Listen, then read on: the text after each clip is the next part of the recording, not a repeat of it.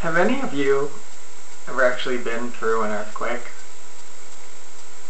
It's actually quite a very interesting experience. I mean, physically, I was lucky to be through one. I was lucky to go through one. Fuck. Have any of you actually ever been through an earthquake? I was very lucky to go through one when I was living in Los Angeles, right after I graduated. I was just talking on the phone to someone who was actually calling. It turns out to tell me that there was an earthquake coming, because they move, you know, they start in one main point and spread out, but he was calling to warn us. But at first I thought someone was actually just shaking my office chair, like just grabbing onto the back of it. And then I realized that I was in the room alone. It's a very interesting experience.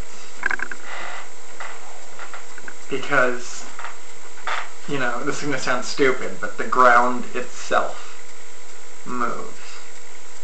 Like, it's not just, yes, you know, like, it's more than just if you were suddenly in a bouncy castle and everyone's jumping around and you're being shifted back and forth. But the idea is that the one constant that you have always taken for granted, that the ground that you walk on will always be there and will always be secure, suddenly just starts jumping and dancing. And it was more than, it wasn't just up and down, it wasn't just back and forth, it was just chaos. And I remember turning around and seeing one of my coworkers, whose name was Amelia.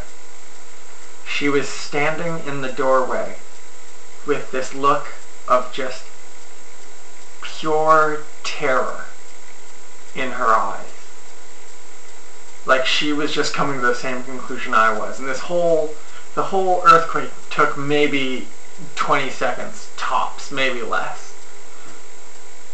But yeah, I just turned around and she was there and she had this look of terror and it just hit me. And we just stood. Well, actually, I just jumped out of my chair and ran into the door where she was, because that was what we were always told growing up, was that stand in a doorway, because that has the best level of protection. Now, there's actually a different message, but that doesn't matter.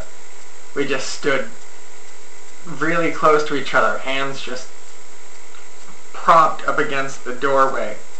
And I just remember thinking that I was so lucky that if we were going to die, I was lucky that we were going to end up together in this doorway. The building just collapsed down around us and on top of us, but at least I wasn't going to go alone. It was going to be me and her in this doorway. And then,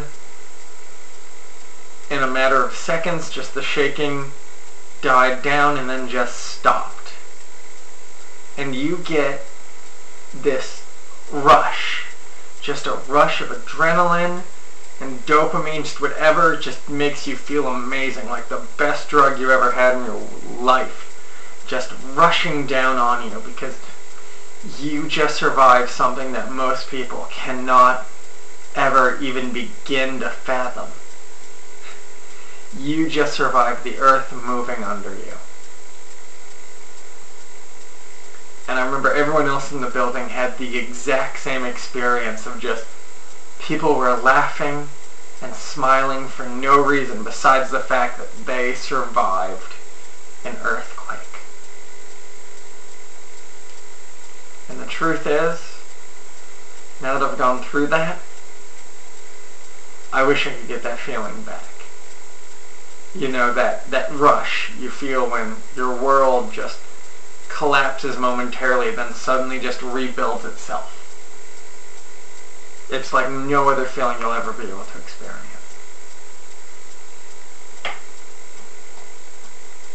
I also heard this little known fact that I I was in Los Angeles, and apparently after every time they have an earthquake, whether it's minor or major, Universal Studios closes down the earthquake attraction out of solidarity or whatever. I don't know, but it seems kind of weird, because afterwards I remember going on the ride and just thinking to myself, this is nothing like a real one. I mean, it's designed to be the scariest, most realistic, 10.0 apocalyptic worst case scenario where you're underground, and it pales in comparison when you actually know that it's just an effect versus the real deal.